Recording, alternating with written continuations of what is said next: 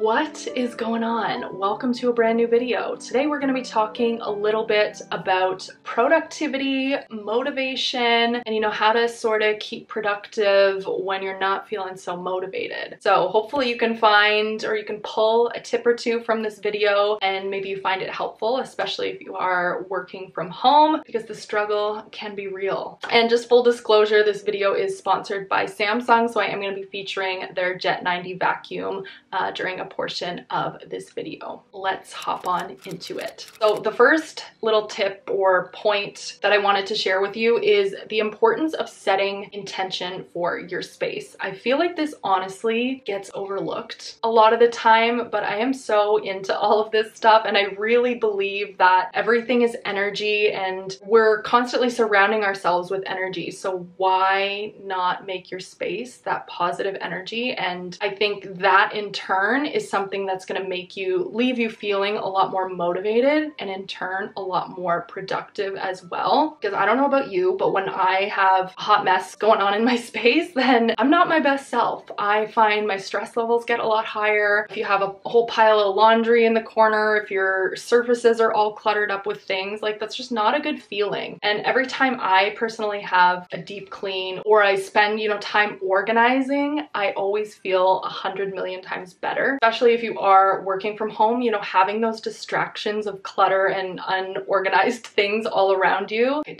doesn't help at all. This is also something that became very apparent to me when I moved. So I moved recently and I had boxes galore. All of my things were just all over the place. You just go through that transition where you don't know where anything is. And it just reminded me the importance of, having your home or your space be somewhere where you can feel at peace. Starting fresh, I sort of decided to go into it by setting fresh intentions for my space, and I kind of came up with the words like I wanted it to be very inviting, very relaxing. I wanted it to feel super fresh. I wanted it to be clean and organized. Yeah, overall, I wanted it just to be like my little sanctuary and a space that I could have be super fresh and relaxing. Some of the things that I'm doing, I really wanted to add, lots of greenery and make, keep things really fresh. And I also wanted to take the time to clean and organize things, on a weekly basis so that it never does get overwhelming. That is one of the reasons why I wanted to get a really good vacuum before getting into my new space, because that just helps me keep things clean and I wanted it to be super efficient as well. So that's why I'm super excited to be partnering with Samsung, and I'm going to show you their Jet 90 vacuum cleaner in the clean station. Honestly, this vacuum is so friggin' powerful. So even if you have like shaggy carpets, it can suck up all of the dust and dander out of that too, because it has 200 watts of suction power. And I wanted something that was going to be powerful as well, because I don't want to spend so much of my time cleaning. Do you know what I mean? I want to just like get in and get out, so it has to be efficient, it has to be powerful. That is honestly why I love this vacuum. Also because it's really lightweight, it's versatile. I like that it's cordless too, so it makes it so much easier for me to go from room to room, and it also has all of these swappable heads as well, so you can use it for surfaces other than your floors too. So if you have softer surfaces like a mattress or drapes or things like that that you want to use it for, then it's perfect. I also love using it on my couch just because my couch is lighter in color, so I do like to clean it often. And honestly, the best part, so the clean station here,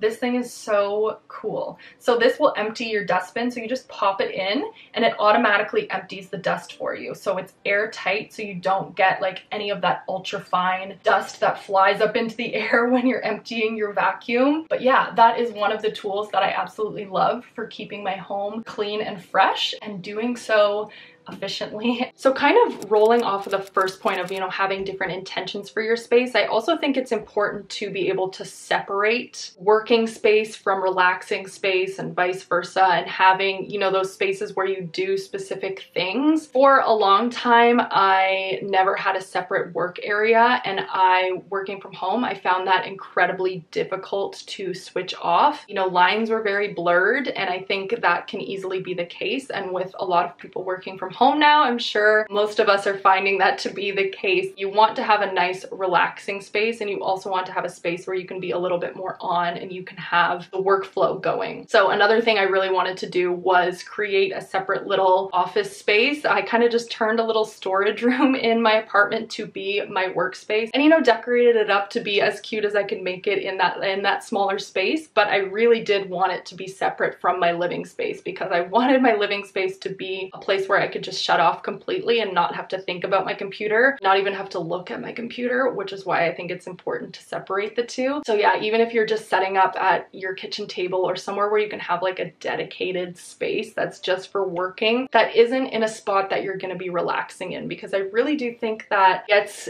deeply ingrained in your subconscious somehow. If you're constantly working from a space that should be a relaxing space, then even if you are trying to relax there, maybe you're starting to feel a little more anxious, or you're starting to feel a little more stressed out because you've sort of blurred those lines. Another little tip I have for productivity is your top threes. And I actually recently heard this on a podcast as well. So Greg McKeown, he's the author of Essentialism, and he has a new book coming out called Effortless. And he was talking about how he sets 3 to-dos for the day, basically. Well, you can have more than 3 to-dos, but like the 3 big chunk to-dos. And he does 3 personal and 3 work-related to-dos. And I really, really liked that, because in the past I've always done just 3 work-related things. Well, like your top 3 work-related things. And you know, if those get done, you're gonna be a happy camper. And then anything else after that is just sort of gravy, because when we write our to-do list, like we just have 100 million things going on there, and it can seem very daunting. And a lot of the times you're not going to get to every single thing that's on your to-do list. So every single day, if you just look at it and go, okay, what are my top 3? Really make those the priority and those the focus for your day. And knowing that if you do get those accomplished, you are going to feel really good about yourself. And then you do it again tomorrow, have another top 3. I really loved the idea of throwing in a personal to-dos as well. So having those top 3 personals, because that's just as important to have. Another point that I wanted to make is just sort of more along the lines of being efficient and how you plan your days. And another thing I heard from that podcast with Greg McKeown was he mentioned, you know, anytime you're assigned a task or anytime, you know, a problem arises and you just think to yourself, how can I make this more effortless? And I really, really loved that, because I think a lot of the times, especially if you're one of those people who's a perfectionist or you're an overachiever and you always try to go above and beyond,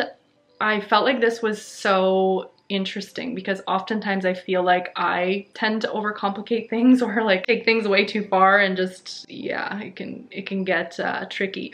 And I think you can sort of apply that to any area of your life, and I think that's especially important when it comes to work. For example, when I'm sitting down to film a video, I'm not just going to sit down to film one video, because that's a lot of work. I, you know, do my hair, I do my makeup, I set up my camera, I have my tripod, you know, it's the whole shebang. I'm not going to sit down and just do one video, because that takes a lot of time and a lot of effort, just even the setting up and the takedown process. So to make it a little more effortless, it's like, okay, I'm gonna sit down and film multiple videos all at once. So I kind of plan my days in the format of, okay, one day I'm gonna have a day where I'm filming. One day I'm gonna have a day where I'm editing. You know, aligning your time with tasks that are similar and being able to do things sort of in bulk like that can really help with productivity and efficiency, and just make things run a little bit smoother. I also do this when it comes to food.